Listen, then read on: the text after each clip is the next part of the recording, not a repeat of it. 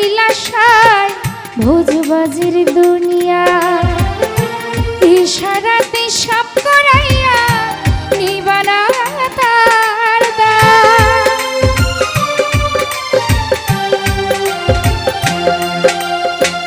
কি জন্য পাঠাইলা সাই ভোজবাজির দুনিয়া ইশারাতে সব করা